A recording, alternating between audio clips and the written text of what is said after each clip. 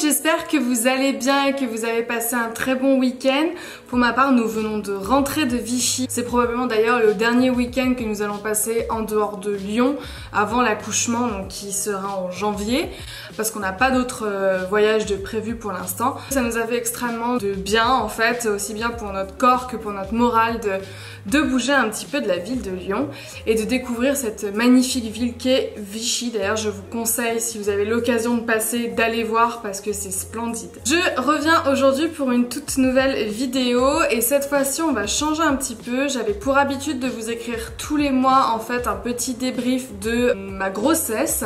J'avais fait déjà un article sur le 3e, le 4e, le 5e mois.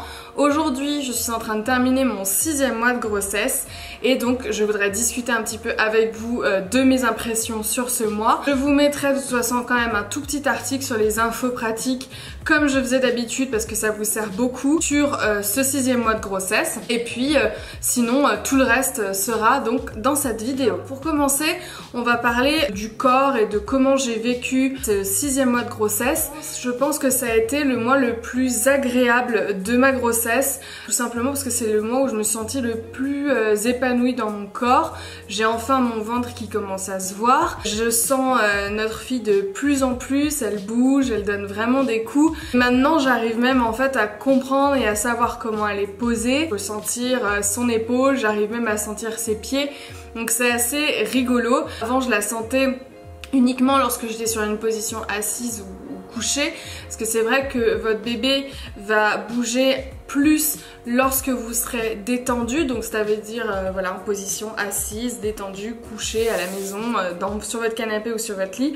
Là maintenant, c'est vrai que c'est différent, je la sens même quand je marche, donc c'est assez particulier. Surtout en ce moment, là elle commence à se bloquer un petit peu sur le côté, elle donne des coups, donc c'est assez impressionnant. Mais bon, c'est quelque chose de beaucoup plus agréable que les mois précédents, où notamment au 3e et 4e mois, je sentais encore comme un petit lézard, je vous en avais déjà parlé, un petit lézard qui se baladait dans mon ventre. Là en l'occurrence c'est vraiment des mouvements que je sens plus, donc c'est vrai que c'est assez rigolo. Quelque chose que je ne fais probablement peut-être pas assez, c'est lui parler, parce que c'est vrai qu'en fait moi j'ai l'impression qu'elle est dans ma tête même, donc en fait qu'elle entend mes pensées, qu'elle voilà, et c'est vrai qu'en fait je pense que je lui parle pas assez. Je la touche beaucoup, je touche beaucoup mon ventre, c'est vrai que c'est quelque chose je pense qui risque peut-être un petit peu de me manquer.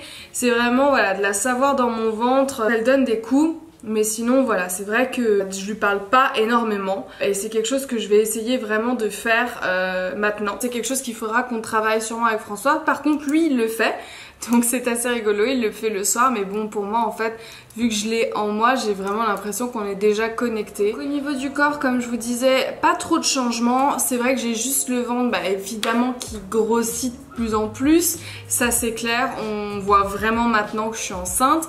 Donc après évidemment ça dépend de ce que je porte hein, mais moi j'aime bien qu'on voit mon ventre, ça ne me dérange pas. J'aime bien mettre des choses près du corps, je trouve que c'est un moment où la féminité ressort encore plus chez une femme et je trouve que c'est voilà, c'est très très beau en fait la silhouette d'une femme enceinte. Donc bon voilà, je prends plaisir à m'habiller en étant enceinte. Pour l'instant pas de vergeture toujours, je continue à me mettre en fait sur la peau des produits, un seul surtout. Donc là j'ai changé, j'ai reçu un nouveau produit dont je vous reparlerai dans mes prochains hauls et puis dans mes infos pratiques. C'est une nouvelle huile que j'ai reçue récemment qui est super bien, que je me mets en fait tous les soirs sur le corps. C'est vrai que c'est quelque chose que je faisais pas beaucoup, tout simplement parce qu'en fait je me suis fait voler mon vanity avec donc toutes mes crèmes de grossesse, toutes mes huiles de grossesse, et finalement on m'a envoyé celle-ci qui est super, qui sent très bon, qui est une huile sèche, donc en plus qui ne colle pas, qui ne fait pas de taches sur les vêtements, surtout le soir, parce que j'aime bien porter soit des petites robes, soit des nuisettes, etc. Et c'est vrai que d'avoir une grosse trace de gras sur sa nuisette c'est pas forcément très glamour. Donc là je suis vraiment très très contente. Donc toujours pas de vergeture, je suis ravie parce que je sais qu'il y a certaines femmes qui en ont assez vite. Ce que je peux vous conseiller moi de mon côté, après je vous donne quelques petits conseils que j'ai entendus mais Évidemment, ça ne me résoudra pas les problèmes de certaines. On m'a prévenu, il faut vraiment boire beaucoup d'eau, s'hydrater et ensuite voilà, mettre des crèmes, des huiles. Alors attention, pas n'importe lesquelles, bien évidemment. Vous avez des crèmes et des huiles faites pour les femmes enceintes. Moi, celle que je peux vous conseiller, qui est vraiment bien et où je sais qu'il n'y a aucun souci, c'est justement celle que j'utilise, que je vous mettrai en barre d'infos. Et sinon, la Vededa spéciale pour les vergetures et les femmes enceintes. Donc pour éviter justement la formation des vergetures. Donc voilà, c'est les seules choses que je peux vous conseiller aujourd'hui. Le reste, je vous laisse aller voir des professionnels pour ça. Sinon niveau corps, clairement, j'ai beaucoup de chance. Je n'ai toujours pas de nausées, enfin j'en ai eu comme je vous avais dit au 3e mois, enfin 2e, 3e mois. Mais aujourd'hui je n'ai plus rien, je n'ai aucun souci de digestion ou alors très peu et ça m'arrive si vraiment je fais un excès. Par exemple aujourd'hui je ne peux plus manger McDo, c'est quelque chose que j'ai complètement enlevé de ma vie pour l'instant parce que voilà c'est tellement gras que ça me fait très mal au ventre et je pense, alors je me demande s'il n'y a pas aussi un aspect psychologique mais en attendant le McDo est complètement sorti de ma vie, je peux plus en manger, j'ai très mal au ventre, je me sens pas bien quand j'en mange donc... J'évite ça. Au niveau de la santé, ça va plutôt bien. Je suis toujours extrêmement fatiguée, ça se voit sur mon visage. C'est d'ailleurs pour ça que je poste presque plus de photos de moi ou alors quand même très peu. Parce que c'est vrai que la grossesse m'a un peu marqué du visage. J'ai beaucoup de cernes. Donc j'ai des produits dont je vous ai parlé récemment, dont une crème anti-cerne. Voilà, donc je vous la mettrai aussi en barre d'infos. Elle est dans mes précédents articles. Patch et une crème de la marque Noxidoxide qui m'aide beaucoup. Ce n'est pas un placement de produit, c'est vrai. Ça marche vraiment pour moi, enfin du moins ça les atténue, mais c'est vrai que même si je dors comme une marmotte, mais je dors mais vraiment très bien, je n'ai pas d'insomnie, j'ai encore beaucoup de chance à ce niveau là, c'est vrai que bon j'ai des cernes donc je suis marquée un peu plus du visage, ça c'est clair. Niveau poids... Alors là, ça se gâte un petit peu plus. J'ai quand même pas mal de personnes qui commencent à me dire ah ça y est, ça se voit que t'es enceinte. Oui, j'ai pris du poids, c'est normal et je ne suis pas en guerre contre moi-même, clairement. J'ai toujours eu une morphologie assez fine. Je n'étais pas anorexique comme certaines ont pu le croire. Je n'ai jamais été malade, jamais été au point de tomber dans cette maladie qui est très grave. Donc toutes les personnes qui ont cru que j'étais anorexique, non, je ne suis pas anorexique, merci. J'avais une morphologie de personne fine, tout simplement. J'avais du mal à prendre du poids, tout simplement aussi parce que je suis une personne très stressée, très anxieuse. Lorsque je suis stressée ou anxieuse, je mange moins. Tout simplement parce que je suis tellement bloquée au niveau du ventre, tellement stressée que mon appétit baisse. Alors, j'ai pas dit je ne mange plus, j'ai dit je mange moins. Donc voilà, c'est vrai que le blog est un travail stressant dans le sens où on ne sait pas du tout à combien on va terminer à la fin du mois. Je suis une personne qui est très anxieuse à ce niveau-là. Petits aléas de la vie qui font que je suis une personne assez stressée. Beaucoup moins maintenant, bizarrement avec la grossesse, je respire un peu plus, tant mieux d'ailleurs, et au final je mange beaucoup. Je suis quand même déjà à la base quelqu'un, même en n'étant pas enceinte, qui mange beaucoup. Je ne suis pas non plus boulimique. J'aime manger, je suis une bonne vivante, j'aime manger, j'aime boire, j'aime faire les apéros, j'aime sortir. Donc voilà, oui, j'ai pris du poids et donc j'ai donc pris 10 kilos, enfin un tout petit peu moins de 10 kilos. Le souci que j'ai, c'est que je n'ai jamais réussi à connaître un poids fixe dans le sens où en fait je me pèse rarement ou voire jamais. Donc je sais que j'étais environ avant grossesse 48 kilos, quelque chose comme ça. Puis je suis à 59,6 donc on va dire 60 kilos. J'ai pris 10 kilos mais c'est des kilos relativement sains. Alors certes j'ai une petite période au début de ma grossesse où clairement ce n'est pas des kilos 5 que j'ai pris parce que j'ai beaucoup mangé McDo justement. J'avais cette fringale de vouloir manger McDo. C'était vraiment mon bonheur quoi. Aller chercher un Big Mac c'était une tuerie. J'aimais trop ça, c'était trop bon. Je ne peux plus en manger aujourd'hui comme je vous ai dit tout à l'heure. Oui, donc voilà, j'ai pris je pense 1 ou 2 kilos de McDo facile. difficile. Par contre, on a fait très attention à ce qu'on mangeait. François s'est arrêté de fumer, donc c'est vrai que quelque part c'était pratique dans le sens où à la fois moi il fallait que je fasse attention à ce que je mange, surtout que je suis pas immunisée contre la toxoplasmose, donc il fallait que je fasse d'autant plus attention. Et François, lui de son côté, ne voulait pas prendre du poids pendant qu'il arrêtait de fumer, pendant toute cette période un petit peu difficile qu'est l'arrêt du tabac. Et au final, il a pas pris de poids. Et moi, j'en ai pris certes, mais j'ai pris du poids de façon saine. Donc je fais très attention à ce qu'on mange. Mais je m'occupe quand même pas mal des courses, etc. pour que justement on fasse attention à ce qu'on mange, à prendre des produits sains. On a un marché juste à côté de la maison, donc on va souvent au marché. Donc ça, c'est vrai que c'est plutôt agréable. Moi, en tout cas, j'aime bien l'ambiance marché, donc ça ne me dérange pas du tout d'aller le faire. Puis ça me permet de promener à Harlem aussi. Là, oui, 10 kilos. Je suis pas en stress dans le sens où c'est pas moche, j'ai pas pris ça pile dans les cuisses ou trop dans le ventre ou machin. Voilà, j'ai surtout pris au ventre. J'ai un peu des fesses, oui, clairement, ça c'est sûr. François m'a dit que j'avais aussi pris un petit peu des jambes. Moi, je crois pas. Mais bon, il m'a dit que si, donc bon, je crois qu'il faut quand même que j'arrive à le croire. Mais j'ai pas l'impression d'avoir des jambes énormes. J'ai pris un petit peu des bras aussi. Et on commence à me dire que j'ai pris du visage, donc à vous de me dire. Si jamais vous trouvez que j'ai pris du visage, et ben dites-le moi. Bon, ça me fera pas très plaisir, mais moi j'ai pas l'impression, mais je me vois tous les jours. Donc pour celles qui me connaissent depuis plus longtemps, peut-être qu'elles me diront que oui, effectivement j'ai pris un peu de poids. Ça me dérange pas dans le sens où c'est pour moi, c'est pour le bien-être de ma fille. Certes, il faut pas manger comme douce, ça c'est clair, il faut juste manger bien mieux que ce qu'on mangeait avant. Voilà, ça me pose pas de problème. C'est vrai que mon corps a changé, donc j'ai hâte aussi que cette grossesse se termine parce que j'ai besoin de me ressentir femme et de me ressentir aussi bien que je l'étais avant. J'ai besoin de retrouver ma silhouette d'avant, même si j'adore avoir mon ventre de femme enceinte, mais voilà, c'est vrai que ce soit pour François, que ce soit pour moi, j'ai besoin de retrouver mon corps de femme et de laisser aussi le corps de maman un petit peu de côté, sachant que je sais que quand même après la grossesse on est marqué évidemment hein, du corps. Et voilà, j'ai vraiment hâte de retrouver mon ventre, j'ai hâte de retrouver mes cuisses, j'ai hâte de retrouver ma silhouette, ça c'est clair. Ensuite, ce qui a été plus difficile pour moi pour ce 6e mois, ça a été le moral.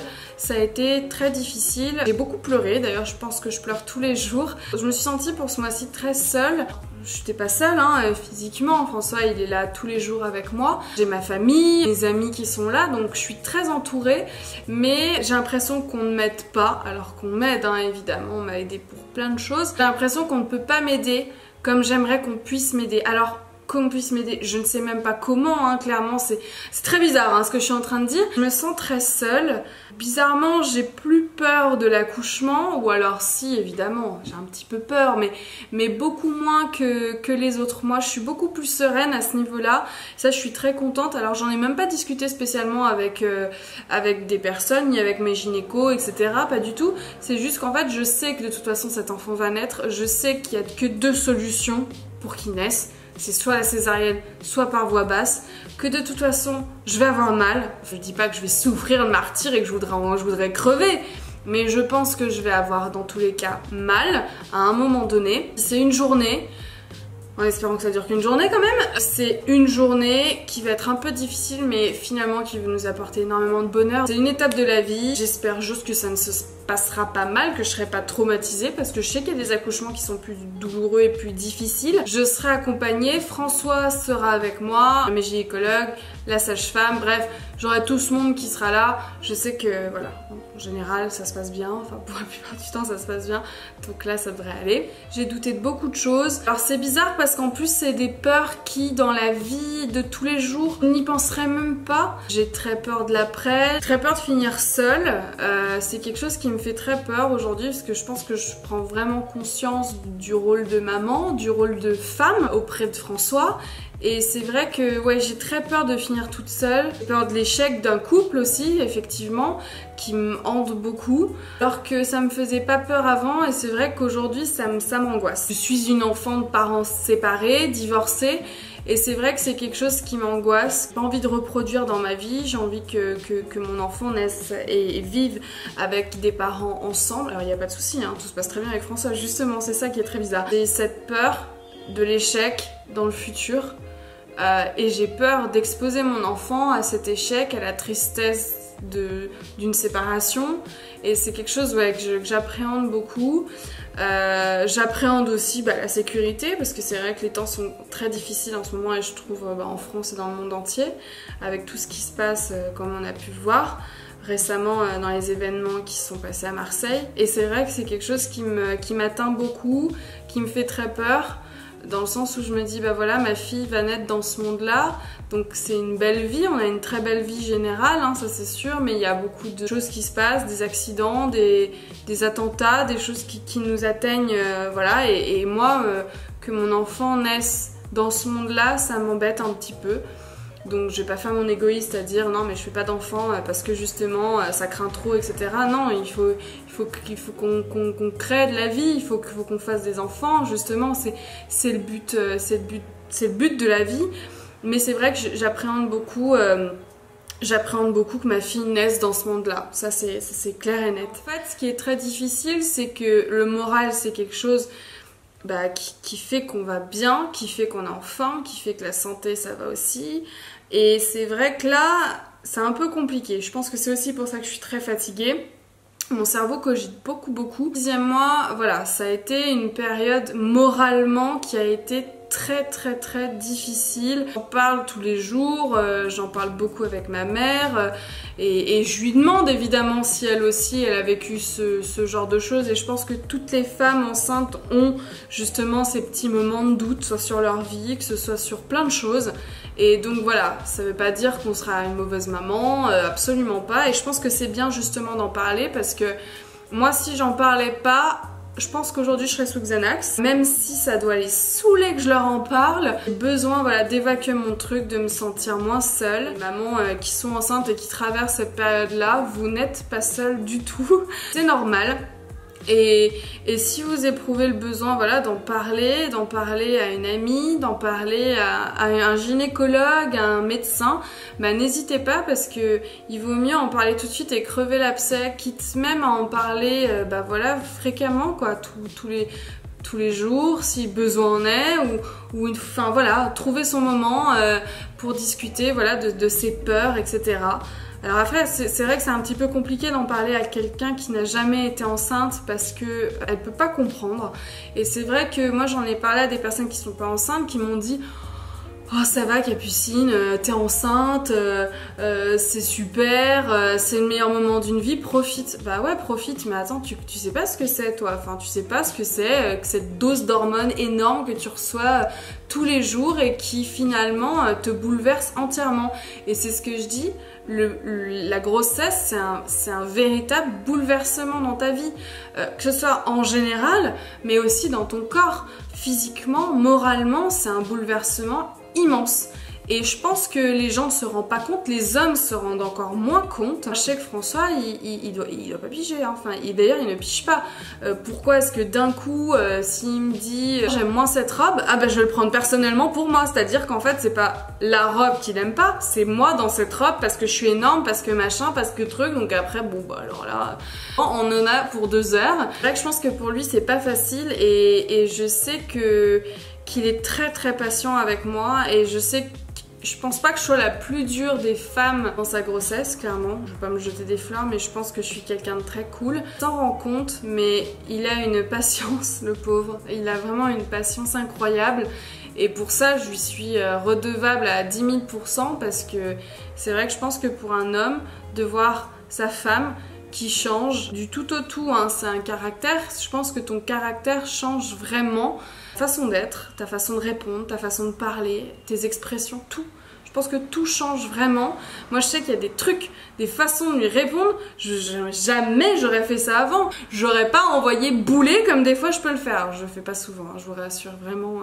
C'est dans un cas très précis où là il y a un ras-le-bol énorme. Je crois que je vous l'avais dit dans l'article du 5e mois, il me semble qu'elle s'était déjà retournée, donc ça je suis très contente, je suis très fière. Donc ça s'est fait le jour de notre déménagement, enfin dans la nuit de notre déménagement, donc c'est assez rigolo en fait. Je pense que j'ai quand même un petit peu donné de ma force ce jour-là. Et je pense que ça a dû la faire travailler un petit peu, honnêtement. J'en suis un petit peu voulu quand même, mais bon, elle est retournée. Elle a sa tête en bas, surtout mon côté droit, donc j'ai son dos, ses fesses. Et sur le haut de mon ventre, j'ai ses petites jambes. Et alors, dernière échographie, elle se mettait le doigt de pied dans l'œil, donc très original. Sinon, elle est tout le temps avec sa petite main vers la bouche, donc je pense qu'on n'est pas loin du je suce mon pouce. Donc c'est très très mignon, bouge beaucoup et bon ça c'est incroyable. Autant vraiment comme je vous disais les premiers mois c'était quelque chose de pas très agréable, autant aujourd'hui c'est quand même assez fabuleux et surtout Françoise ça l'aide beaucoup à ressentir qu'elle est là, à savoir qu'il y a vraiment quelque chose qui se passe. C'est pour les garçons très fictif, tant qu'elle n'est pas née, il ne se rendra pas compte qu'il va être papa spécialement, enfin il sait qu'il va être papa mais tant qu'elle sera pas là, bon c'est très lointain.